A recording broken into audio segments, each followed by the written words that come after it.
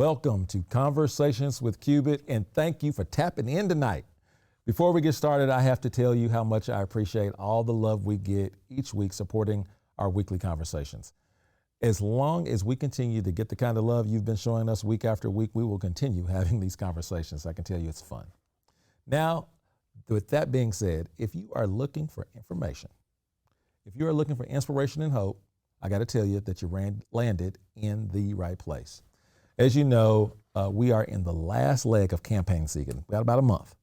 And we must make some serious decisions next month at the ballot box. That is why I am very excited about what you are about to learn tonight and who you're about to meet. You are about to meet one of the candidates for Oklahoma County Commissioner, District 3, in fact. Okay, if you're new to these weekly conversations, welcome to the family. Yes, we consider you family. Be sure to check out some of our past conversations on my YouTube channel. Just look up Conversations with Cubit on YouTube. And once you find that page, please subscribe and hit the like button while you're there. After that, check out any of our past conversations. And I'm going to do this. I'm going to suggest that you start with the last two conversations. The conversation we had with Cam Cox and Les Thomas Sr. was fantastic. But right now, I need you to do me a favor, and I need you to share this particular tonight's conversation with your community. That's right. Don't keep this conversation to yourself. You absolutely must share it. Do you want me to wait on you? Because I will. Anyway, please hit the share button right now. Once again, I have to send a very special thank you to my friends Richard and Amy James for hosting our weekly conversation.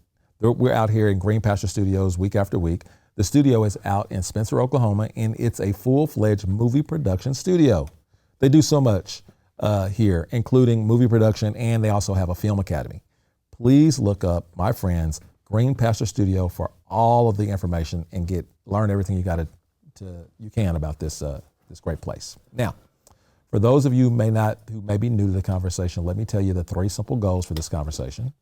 1 is I want to add value to people in my community. 2, I want to inspire you to believe in what people and community can become when we're willing to work together. And last but not least, love people, period. No strings attached.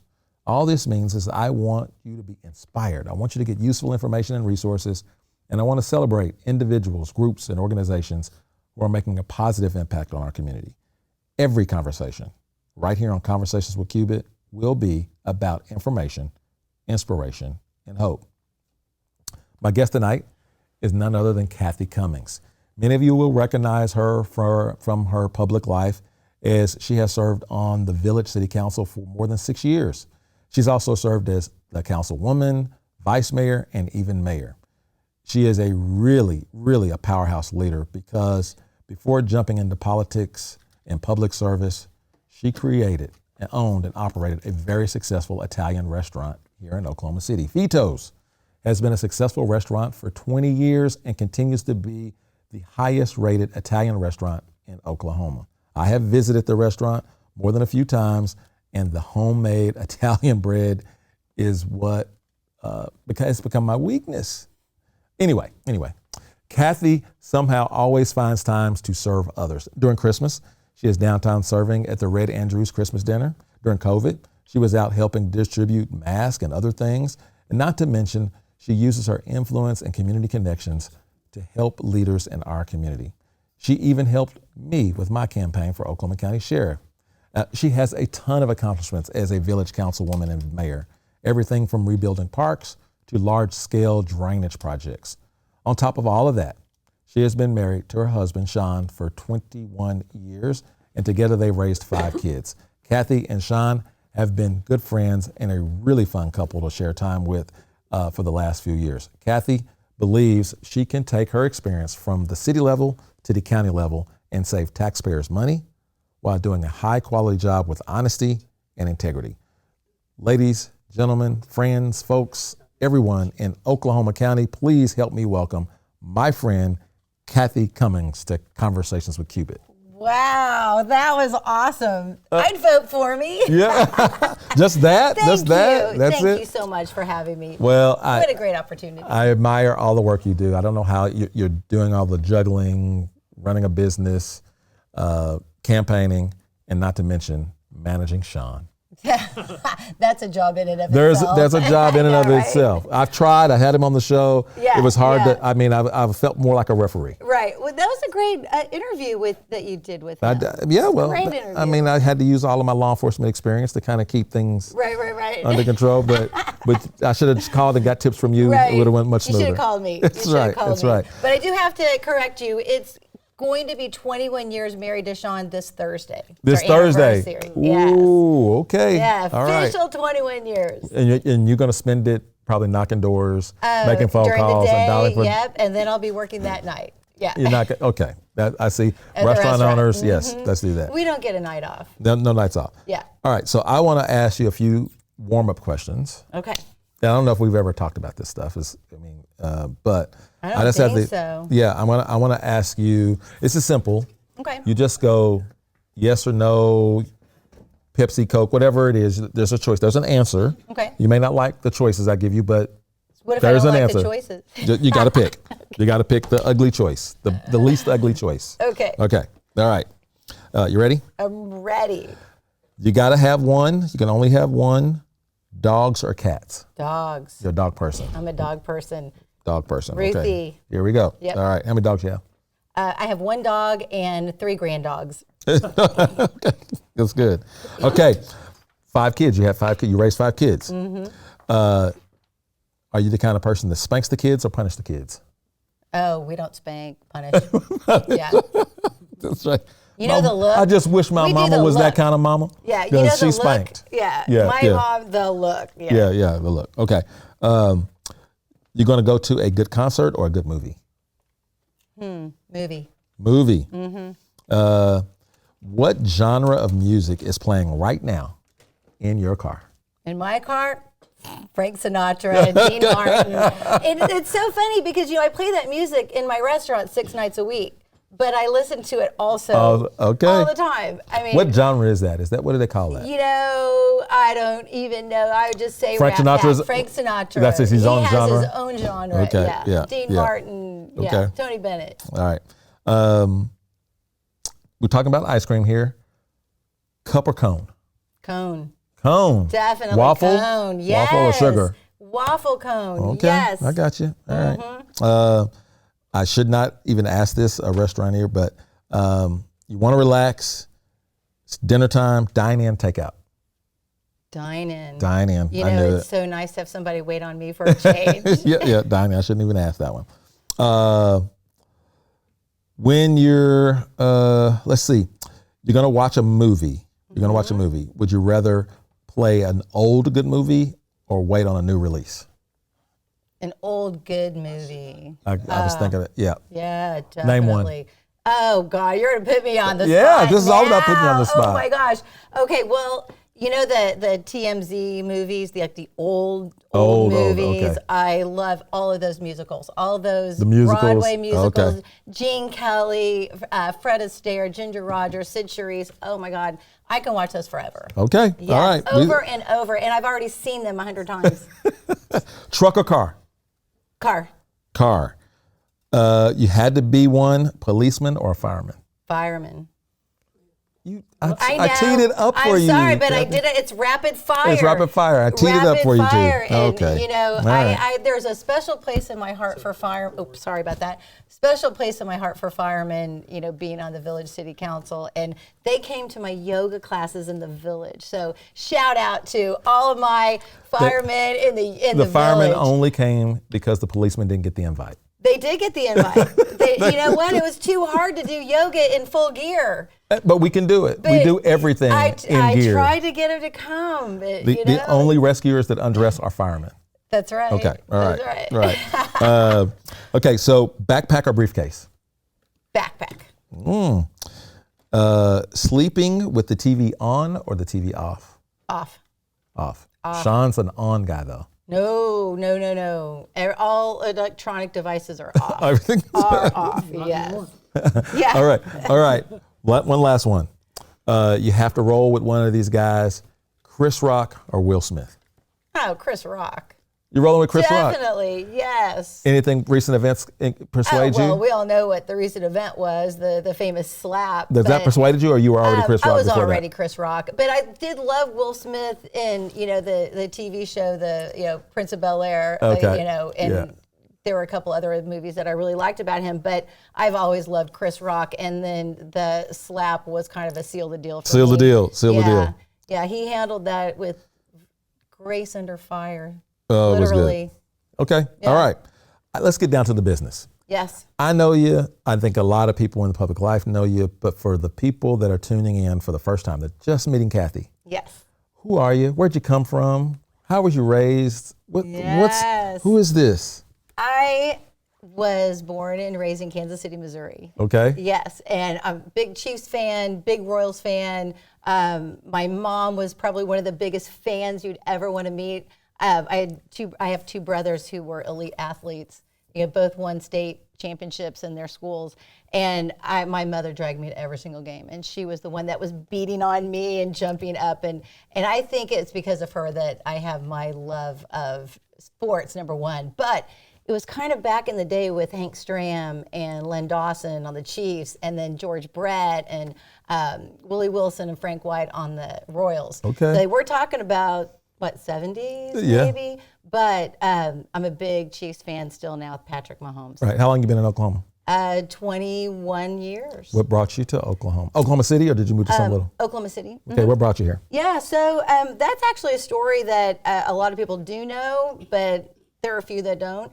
My husband, Sean, his ex-wife moved here with his two boys. Oh, yeah. Yeah, and so it was really difficult for him to keep visiting. He would come back every week to spend 3 days with the boys, and then he would drive back to Kansas City.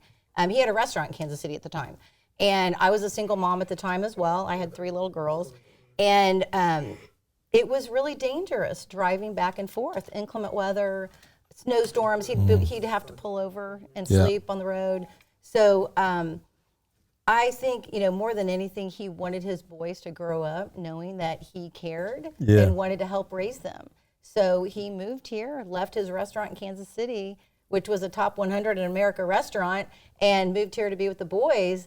It did take me a little bit of coaxing for me to move here, because I don't know if you know anything about, Italian families. We're very close-knit. I was the first one in my family to ever move away. Wow. Yeah, that was a deal. But you brought the recipes with you. Brought all the recipes with me. But yeah, I grew up, my folks had a family-owned grocery store, almost like a bodega now, just around the corner, and we sold everything. My uncle was the butcher, and my mom and dad worked there, and my grandfather was a fire chief. I said police, fire chief. Of course, he was a fireman. He was a fire chief. That's what I told you. Yeah. And he would help out, and it was just a blast. But we were little at the time, my brothers and I. And but then when I was about 12, we opened our family restaurant. That's good. The Pumpernickel Deli.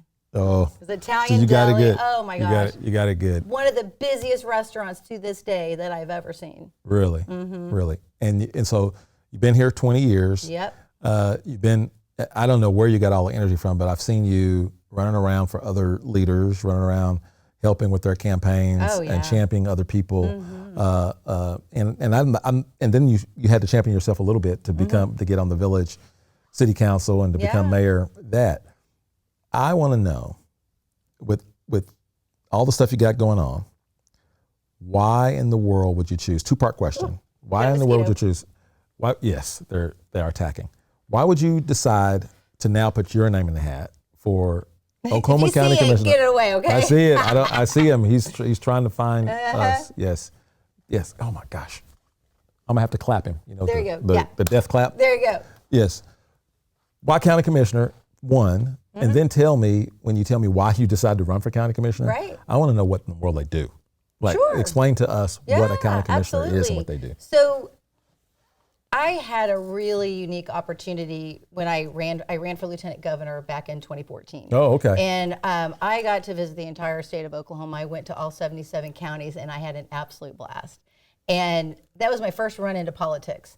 And, I was kind of looking what's next, because, my restaurant was doing really well. My kids were grown at the time. and I had time to travel. And so I looked at the job description.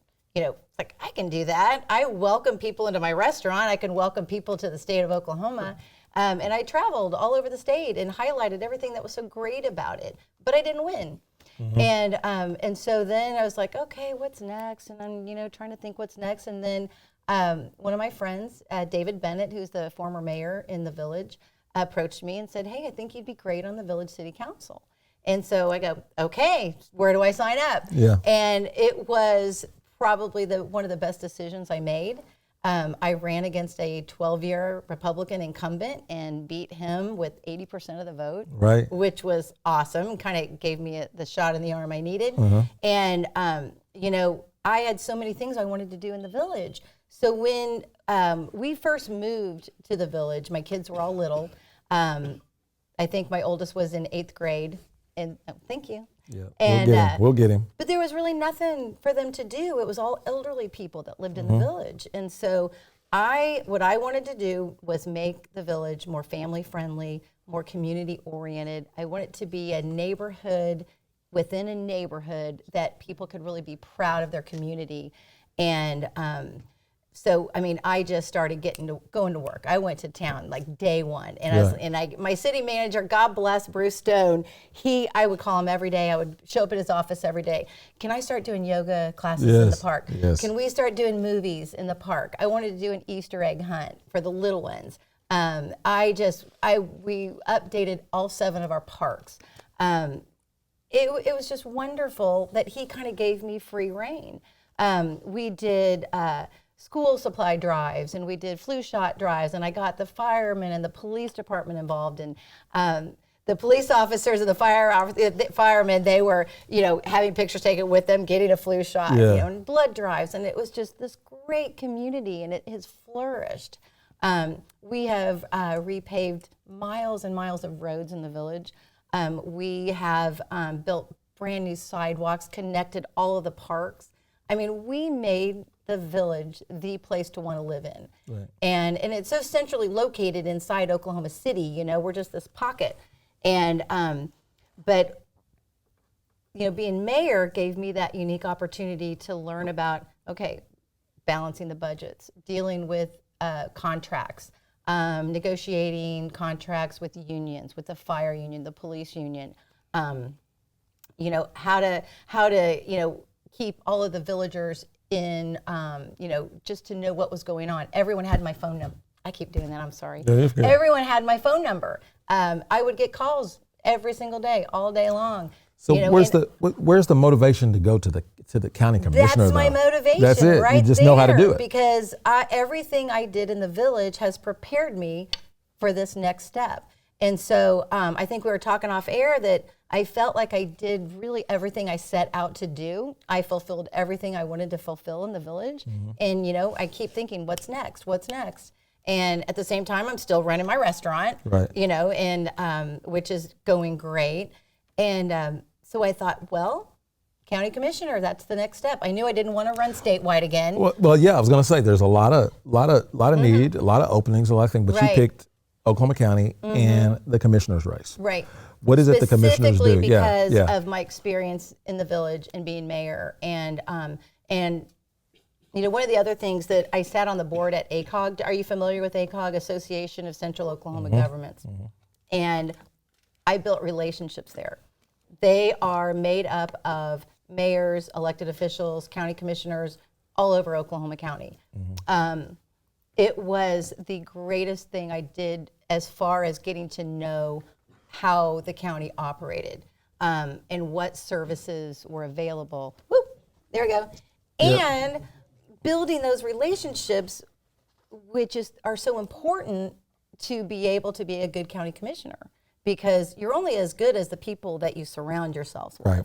So you're running for District 3. What are the boundaries of District 3? Oh my gosh, it's enormous. Right. So in a nutshell, all the way east to Luther, all the way west to County Line Road. Gotcha. All the way north to Waterloo, and then south somewhere like 122nd, North Quail Creek. Okay. And so it misses the village. It misses it, yeah. Yeah. That was the redistricting. Yeah. Yeah. So, excuse me. You're good. Okay, no, Take it's your warm time. in here. Yeah. But yeah, I have lived in District 3 though the entire time I've been in Oklahoma. Yes. So there's some interesting things that's going on that the county commissioners right now, and I don't know where we start. We can start with the jail. We can go with the jail trust. That's been on some interesting things happening with the jail trust now, which is a bit where city pulled out. I think the village stopped using the county jail while you were on the council, while you were mayor, or something. So let's talk a little bit about, take a shot at any one of those. Okay. The jail trust. Let's go with the jail back up trust. Okay. first, because you had asked me what county commissioners do. Yes. And the reason I wanted to bring this up is because I hear a lot of candidates and a lot of people go, oh, it's roads and bridges, and then they kind of poo-poo that, and then they go on to the jail or whatever is the big hot topic. Yeah. But I have to tell you, roads and bridges are so important. Yes. So important. If you don't have safe roads and bridges, well, your community is not safe. Emergency services can't get to your home. I mean, there's a whole host of things that are dependent on safe roads and bridges. So that is important. And so then next is, we're gonna balance the budget. That's going to be huge. But I have experience with that. I have experience with all those contract negotiations and the bidding process and the big infrastructure projects. But the albatross in the room is the jail. The jail. Is the jail. Yeah. And when I was on the city council, we unanimously voted to send our detainees to Midwest City. And this was like a year ago. And yeah, it was about a year ago. We decided not to renew our contract with Oklahoma County. And none of us wanted to send any detainee or anyone from the village or anyone that we picked up or whatever the situation was to their possible death. And I know that sounds dramatic, but it's the truth. And Midwest City, literally, talking to our police chief and getting his recommendations, he was all for it. It's the gold standard of jails in Oklahoma. Midwest City is. Midwest City. Yeah. Yeah. Yeah. And so then there was a city council meeting in Midwest City, and they were the CJAC, who Criminal Justice Authority Council. But I mean, there's so many layers of management; it's all kind of combined. They wanted Midwest City to sign a 10-year contract because their 5-year contract was up, and they didn't even know that there was another contract to be signed. To be honest with you, right? And so. They had, it was a 6.5-hour meeting. Wow. All over this issue? All over other things, but it was, this issue I think took the longest. Tim Tardy-Bono, who was, are you familiar with him? He works for CJAC, and he's the guy you have to call if you want a tour of the jail. He gave a 40-minute or so presentation to the council. And there is a city councilwoman in Midwest City, and I know I'm mispronouncing her name. It's Eads, Councilwoman Eads, E-A-D-S. After he was done, she had some questions for him, and it was like she was cross-examining him because he had inferred certain things that the jail trust had implemented. I think he inferred that they started 988, the hotline for mental illness. People with mental illness, and she stops him she is going page after page and correcting him, and then I think he had mentioned something about how MAPS money was going into the county, and really saying some things that it wasn't that he was lying. I don't want to say that. He was just inferring things that were not true. Does that make sense? I get it. Yeah, I get it. And so she called him out on all of them, and page after page, she would, what about this? What about this? 988 is a federal program. It isn't, you didn't invent it. Right. And so, honestly, I think it was her questions to him that swayed the council to not sign this contract, because they voted 5-2. I mean, that was a clear message they were sending. Right. So what's your position? What's your position as county commissioner? What needs to be done with CJAC? What needs to be done with the jail trust?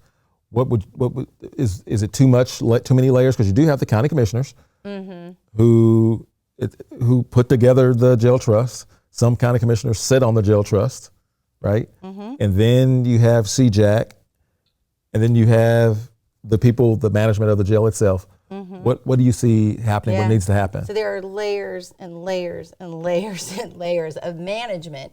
And, maybe that was put in place so that nobody could accept blame. I mean, I don't know. I think that the entire management structure really needs to change. And, the people that sit on CJAC and, they're socialites, they're lawyers, they're politicians, ex-politicians, current politicians.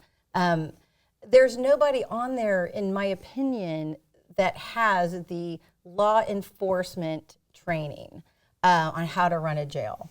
There is nobody there that knows how to de-escalate a riot. There is nobody in there in food service that knows how to feed thousands and thousands of people or thousands of people at one time. There is no one there that has a biochemical cleaning service who can go in there and sanitize that jail from top to bottom. There is a structural issue with the jail, and but we're going to get a new one. We all know that. We're going to get a new one. But see, that's the thing. Everyone thinks if we get a new building, everything is going to be love and roses. But what are we going to do right now with what we have right now? Because it'll be several years, 5, 6 years, if not more, to build this new jail, and we know they're quite a bit short, over $40 million short. So they're trying to shuffle money around, trying to figure that out. But in the meantime, though, what are we going to do right now with the people that are in there? The bed bugs are atrocious. I mean, how can people come out of that place top to bottom with bed bugs? Cathy, I gotta be strong here on this question. Yes. Every politician that's running a race right now, right, it can point at the problems that they see. Yep. The problems that we all see. The problems that scare us. Yep. I'm looking for someone that has solutions. Yeah. Can you give me some solution, some of your ideas for solutions to the problems you just highlighted? So, I was at a sheriff's meeting not too long ago, and I was speaking to them, and it was going pretty well until it didn't. And one of the things I said, and I was very honest with them because there's no reason to sugarcoat this. I said, can we all agree in this room that the sheriffs did a better job than what's going on right now, than the jail trust? Mm-hmm. And they all were like, and they were kind of like, we did a good job. And I go, you need to take it back over. Oh, yeah. And then they just lost it. So they don't want it back. But, first off, they don't make near the money they should be making. Now, maybe with a pay raise, I don't know what the actual solution is to get them back in. It's going to take some doing. But you want that expertise. I want their expertise. I think they do need to be making a lot more money because they don't even make what Oklahoma City police make. They don't make what the highway patrolmen make. They need to be making the same amount of money that Canadian County is making, that all of the surrounding counties in Oklahoma are making. They need to be making that same amount. Because what that tells me, when they don't make that money, you're not good enough. Right. And they are. They are the ones who are keeping us safe. They matter. And to not compensate them for that, they're putting their lives in danger every day. We have to give them what they need. But yeah, if not for them to take over the jail again, sit down with me. I want to sit down with people from the Midwest City Jail. Why are they doing such a great job? Why are they not serving moldy food on moldy trays? Don't they have the bed bug problem? Let's get some experts who have some real expertise on what's working. When the sheriffs were in charge, what worked when you guys were there? Yeah. What was the difference between then and now?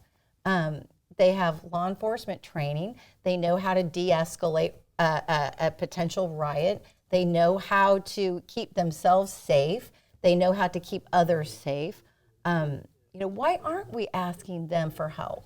Right.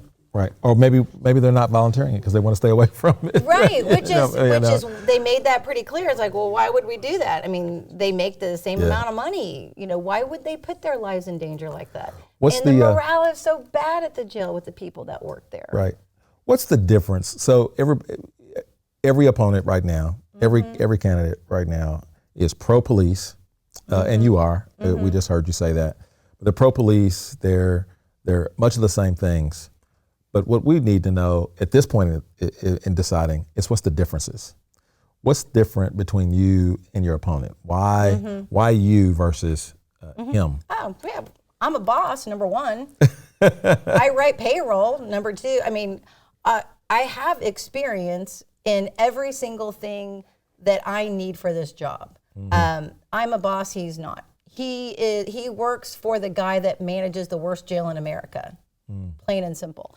I have, okay, so I'm going to throw something, it's not a funny situation, but this is kind of funny. Look at my restaurant reviews at Vito's. I have nearly, out of 5 stars, I've got about a 4.9. Read my reviews on Google, on Yelp, on TripAdvisor, any online platform, and look at the reviews of the guy I'm replacing. It's not good. I mean, mine are. I have the ability to manage people. I'm in a leadership position where I manage people. The families that work for me depend on me to provide them a safe workspace, to run my business in a way that they can continue their jobs. I have overcome so many obstacles in business. I have had to keep my employees all employed during COVID. I have had to shut down my dining room and still manage to keep every single one of them employed. I mean, that was very hard. I'm not going to lie to you. Right. But I am the type of person that will adapt to whatever it is I have to do to succeed and to have the people around me succeed. I just feel like I have more leadership ability than my opponent. And, if you're just going out for a walk and no one's following you, you're just going out for a walk. I actually have the ability to lead. I like that. And work with people. And work with people. Yeah. What's the big job? The first day on the job, you're the county commissioner. What's the number one thing? Well, first of all, I'm probably going to be having to go through mountains of paperwork that was left to me to try to, mess me up a little bit. But once I get through that, we were talking about the jail, for example. The jail's 30% of our budget. I need to be spending 30% of my time on that jail, whether it is working on changes or working on policies or even just getting in front of a news crew and doing a press conference. These are the things I want to do. The laws of incremental improvement. If I can knock out, one day we clean and sanitize 3 cells. Well, that was more than we did the day before. Just small things every single day, excuse me, so that the public can see that we're doing something. Just one positive thing every day. But I want to be that person who is accessible, who will treat everyone with kindness and respect and listen to them. I think that our county has become real divisive politically. When I have, when I open the doors to my restaurant, I have Democrats, I have Republicans, I have independents come in my place, and they all manage to have a good time together. Right. And a lot of them know each other. And same on the city council. I served with Democrats, Republicans, and independents. And the most important thing to all of us was how do we get the job done for our community and to make it better. And that's always been my passion. Right. You sound very confident. I love that. What is the thing as you're deciding to run? What was the thing that got you off the sofa about the last guy that held that position, District 3 County Commissioner? We always look at the leaders. I know when I did, I'm looking at the leader that was doing it, and I'm going, they keep messing this up and they keep messing that up, or they're not approachable. What was the thing about the last person that had this spot that said, no more. I got to do something about it. Right. Well, the person that's in this spot now was the person I was originally running against, Kevin Calvi.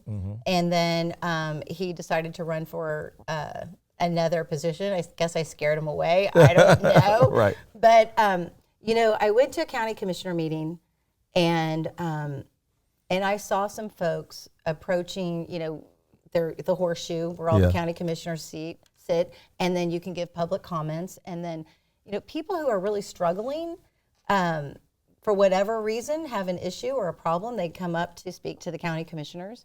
And Kevin Calvi, and I don't want to keep repeating his name, but he was on his phone. It looked like he was like texting somebody. And I was looking at him and I was like, that is so disrespectful. This person who was probably nervous, first of all, to come up and talk, it's a little intimidating. And he's not even paying attention to her. And I'm just going, this poor woman, it is the most important thing to her right now that she is trying to explain to you, and you can't even give her the decency to look her in the eye and even just nod. Fake it if you don't, But I was shocked. And when I was on the city council, when I served as mayor, when I was councilwoman, all of vice mayor, everyone that came up to speak to us was treated with kindness. They were treated with respect. Whatever their issue was, we worked to help her or him or they or whatever fix the issue. It's not easy to listen to somebody who is not praising you all the time. There are a lot of times when people are going to tell you what you don't want to hear. Exactly. That's right. Right. And you know what? I got to take it. I got to sit there and take it, and I got to be respectful. And then if I can help that person, I'm going to call them. They leave their contact info. I'll be the first one to go, how can I help you? What do we need to do to make this better for you? Like I said, everyone in the village had my phone number. I don't mind. People know how to get a hold of me. I'm not hard to get a hold of. Right. What's next? So I know we talked about the jail. We talked about law enforcement. We talked about the jail trust and CJAC. I think we covered most of the big ticket items. What am I missing about this role? What am I missing? You're running for this office. When you knock on doors, when you got a potential voter in front of you, what question comes up the most? Believe it or not, what I hear most is about corruption. They hear what's been going on, not just at the jail. The jail is they don't really talk about the jail. They talk about corruption. There have been a lot of things in the paper about things that have been going on at the county, whether it was David Hooten or whether, you remember the big, I think it was during COVID when they weren't allowing people to protest on the county properties, and that was a huge deal. But just things that are trying to take away your rights bit by bit. And people want to know that they have safe roads to drive on, that they have good county services in inclement weather, that their roads are going to be cleared. They want to make sure that dangerous people are in the jail, which I believe that as well. People we're afraid of should be there. The jail is not, a Ritz-Carlton, nor should it be. Should ICE be in the jail? No, absolutely not. You said that so you like. Yeah, because I think it's awful that is even thought to be a good idea. Right. But dangerous people need to be in jail. Right. But it didn't have to be the Ritz-Carlton, but it should at least be Motel 6 at least. Yeah. Keep the lights on. Right. But I think people just want to make sure that they're safe. Right. Yeah. Well, listen, I appreciate you coming on the show. This is what I need you to do. Yes. Look in that camera right there and make your appeal. We're not done already, are we? It flies by. Seriously? It really flies my by. gosh. It really flies by. Look at that camera right there and tell them why they need to vote for Cathy Cummings. Yes. Hi, everybody. I am Cathy Cummings. I need your vote on November the 8th. Now, when you look at your ballot, I am all the way toward the bottom on the right corner. So you have to read through the whole ballot. But you can get more information on my campaign at CummingsForOklahomaCounty.com. If you would like a yard sign, if you would like to donate, if you would like to volunteer, I need you guys to help me knock doors. And man, I have the best volunteers. So shout out to Susan and Kurt and Dara and Tim. I mean, I have this crew that is, they're phenomenal. They knock doors every single day with me. Can't beat those volunteers. You cannot beat these volunteers. I got to tell you, October 14th Okay. is the last day to register to vote. Please register to vote. Cast a vote.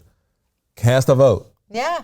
Cast a Do vote. your job. If you're happy with the way things are, don't vote. But man, Even if you are happy, and if you are better happy, cast cast a vote. But vote. if you really want to see change, you can do your job by marking that ballot. And I don't want to get on the soapbox, but I can when it comes to this voting thing. But we have this thing where you can just check Democrat or Republican. Don't do that. Don't do that. Look at the names. Straight party vote. Don't straight party vote. Look at the names. Call a neighbor. Look at all the interviews. Google. Do whatever you got to do to find out what it is. You might decide by flipping a coin, but do not decide because of Democrat or Republican. Right. This is not that kind of deal. Right. You always want to pick truth over party. Right. Yeah, and I'm knocking on Republican doors. People I'm knocking over on party. independent doors. I'm knocking everybody's doors. Everybody has a voice. Everybody. Right. The leader, you gotta look at them, because the leader that you choose is not just the leader of the party, they're the leader of the county. Right. And we're all of us, Democrats and Republicans, whatever they are, we're all in the county. And so they're just not a leader for one party. Don't let a candidate be a leader for one party. They need to talk to you. That's right. You need to talk to everybody. That's right. Right? Whether they vote for you or not. That's right. Right? Everybody. And so I want to make sure that's the kind of person you're going to be in the horseshoe. Absolutely. That's the kind of person. Everybody has a voice. Everybody has a voice. When I'm sitting in your restaurant, everybody gets a voice. That's right. All and right. everybody has a seat at my table. Everybody has a seat at the table. Everybody. Everybody don't get my bread. I brought you some. Don't let everybody. I brought yes, you we some. got some. So we're Yes. going to have a good time. Yeah. Cathy, thank you so much for Thank you, coming my here and dear. sharing your space and sharing your I passion appreciate you so much. with us. All right. That's Conversations with Cubit. Next week, I got a surprise for you. I'm not sure if they're going to be here, but I got a surprise. Tune in next week's Conversation with Cubit. We love you, and we'll see you, family.